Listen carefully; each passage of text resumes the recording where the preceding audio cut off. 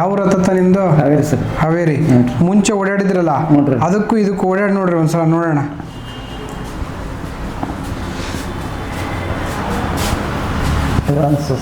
ಹಾಂ, ಡಿಫ್ರೆಂಟ್ ಐತಲ್ಲ.